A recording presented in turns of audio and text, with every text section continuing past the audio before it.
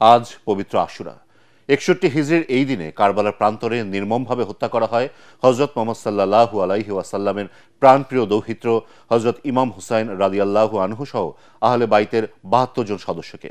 ক্ষমতালোভী ইয়াজিদের সরাসরি নির্দেশে মুসলমান নামধারী একদল বিপথগামীর হাতে রচিত হয় ইসলামের কালো এক অধ্যায়ের। দিনটি মুসলিম উম্মার কাছে বিশেষ তাৎপর্যপূর্ণ। বাংলাদেশ সহ বিশ্বের অন্যান্য মুসলিম দেশের সুন্নি ও শিয়া সম্প্রদায়ের অনুসারীরা ধর্মীয় ভাবগাম্ভীর্যে দিনটি পালন করছেন। মুশফিকুর রহমানের বিশেষ প্রতিবেদন, ছবি তুলেছেন সজল বর্মন। ইয়া হুসাইন স্লোগান আর মাতমে প্রকম্পিত রাজধানী ঢাকার জমিন। আহলে বাইতে রসুলের ভালোবাসায় তাজিয়া বা শোক মিছিলে অংশ নিয়েছেন হাজারো শিয়া সম্প্রদায়ের মানুষ। ইসলামী চিন্তাবিদরা বলেন, মুহররম মাসের গুরুত্ব ও তাৎপর্য পৃথিবী সৃষ্টির আগে থেকেই।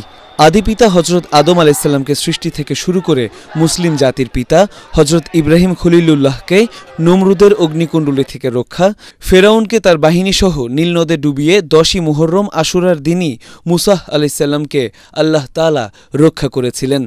আশুরা এটি দুনিয়া সৃষ্টির শুরু থেকে কিয়ামত এই দিনই হবে বলে আমরা হাদিস শরীফে পেয়েছি, এবং একই দিনে আল্লাহর সকল নবীদের কোনো না কোনোভাবে ঐতিহাসিক একটি ঘটনা রয়েছে। সর্বশেষ আমার নবীর কলিজার টুকরা ইমাম হুসাইন রাদিয়াল্লাহু তাআলার শাহাদাতের মাধ্যমে গোটা উম্মতে মুসলিমার জন্য একটি আদর্শ রাখা হয়েছে।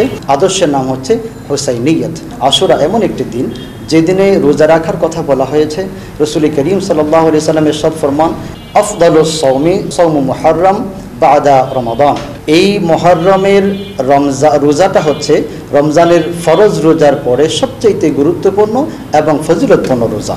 যেহেতু এটি ইসলামের এবং মানব ইতিহাসে শুরু থেকে শেষ পর্যন্ত একটি গুরুত্বপূর্ণ দিন, এই দিনে আমরা আল্লাহর কালাম তিলাওয়াত, নফল নামাজের মাধ্যমে, নফল রোজা তো আছেই, নবীর উপর দরুদ ও সালাম পেশ করা, গরিব মিসকিনকে খাবার খাওয়ানো সহ আমরা হরেক রকম ভালো কাজ, সওয়াবের কাজগুলো করতে পারি। সেক্ষেত্রে খেয়াল করতে হবে শরীয়ত গর্হিত কোনো কাজ যেন আমরা সেদিনে না করি।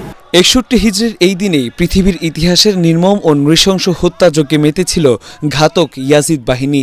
ফোরাত নদীর পানি বন্ধ করে ৩ দিনের শিশু ইমাম আলী আসগর, আহলে বাইতের রসুল ও তার সঙ্গী সহ ৭২ জন সদস্যকে হত্যা করে মানব ইতিহাসের ঘৃণিত অধ্যায়ের সূচনা করে ইয়াজিদের অনুসারীরা। পৃথিবীতে অসৎ চরিত্রের যত নিকৃষ্ট মানুষ আছে, ওই নিকৃষ্ট মানুষদের মধ্যে সবচেয়ে নিকৃষ্ট হলো ইয়াজিদ। এর চেয়ে নিকৃষ্ট আর কল্পনা করা যায় না। ইয়াজিদ মদ্যপায়ী ছিল, নামাজ তরক করত এবং নর্তকীদেরকে নিয়ে সে রাত্রি যাপন করত। আরও বহুবিধ তার এই ব্যক্তিগত কলুষিত চরিত্র কোনো সাধারণ বিবেকবান মানুষও তার পক্ষে বলতে পারে না, আলেম তো দূরের কথা। ইয়াজিদ সরাসরি জড়িত কিনা এই প্রশ্নটা আসবে কেন? ইয়াজিদ রাষ্ট্র ক্ষমতা, ইবনে জিয়াদ তার কর্মকর্তা এবং তার বাহিনী ইমাম হুসাইন রাদিয়াল্লাহু তাআলা আনহুর উপর আক্রমণ করেছে। যদি ইয়াজিদ সরাসরি জড়িত না থাকতো তাহলে এই হত্যাকাণ্ডের পরে ইয়াজিদকে কোনো ব্যবস্থা নিয়েছে তাদের বিরুদ্ধে? এটা তো সাধারণ হত্যাকাণ্ড না। ইমাম হুসাইন রাদিয়াল্লাহু তাআলা আনহু তিনি জান্নাতের সরদার। নবীজি বলেছেন, যারা হুসাইনকে ভালোবাসবে তারা আমাকে ভালোবাসলো, আমাকে যারা ভালোবাসবে তারা আল্লাহকে ভালোবাসে। হুসাইনের সাথে দুশ্মনী আমার সাথে দুশ্মনী, আর আমার সাথে দুশ্মনী স্বয়ং আল্লাহর সাথে দুশ্মনী। এবং নবীজি বলেছেন, হুসাইন আমার থেকে, আমি হুসাইন থেকে।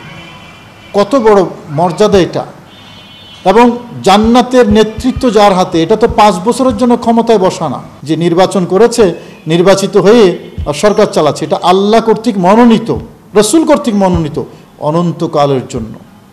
এবং শুধু ইয়াজিদ এখানেই ক্ষান্ত হয় নাই, মদিনা শরীফ আক্রমণ করেছে, 3 দিন ম্যাসাকার করেছে মদিনা শরীফ, 3 দিন আজান হয়নি মসজিদে নববী শরীফে।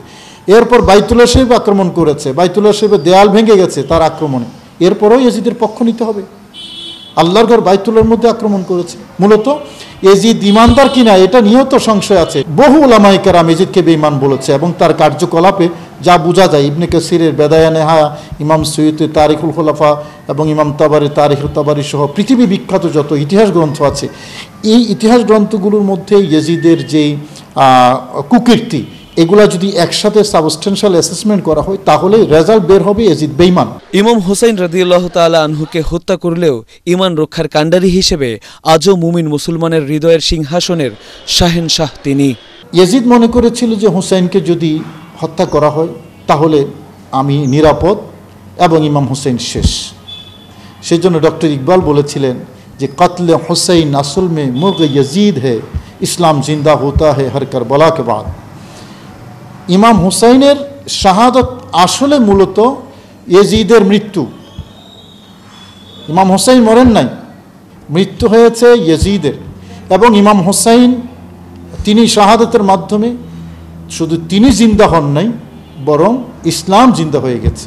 সুতরাং অন্যায়ের কাছে মাথা নত না করার যে আদর্শ, এটা যত বড় ক্ষমতাধরই হোক, যত বড় শক্তি হোক, সেই শক্তির কাছে মাথা নত না করার এই যে আদর্শ, মানে গোটা মানব জাতির জন্য, মানব সভ্যতার জন্য ইমাম হুসাইন অব্যর্থ, অদ্বিতীয়, অনন্য একটা আদর্শ। জান্নাতের সর্দার ইমাম হুসাইন রাদিয়াল্লাহু তাআলা আনহুকে হত্যা করার মাধ্যমে তার নাম ও নিশান মুছে দিতে চেয়েছিল কুচক্রী ইয়াজিদ, কিন্তু আল্লাহ উত্তম পরিকল্পনাকারী। মুসলিম বিশ্বে এখন নামের অলংকার হিসেবে ব্যবহার করা হয় ইমাম হুসাইনের নাম। ইসলামী চিন্তাবিদরা বলছেন, ক্ষমতালোভী ইয়াজিদ নয়, সত্য ও ন্যায়ের প্রতীক হুসাইনি পতাকা তলেই ইহকাল ও পরকালের শান্তি। মুশফিকুর রহমান, ATN বাংলা, ঢাকা।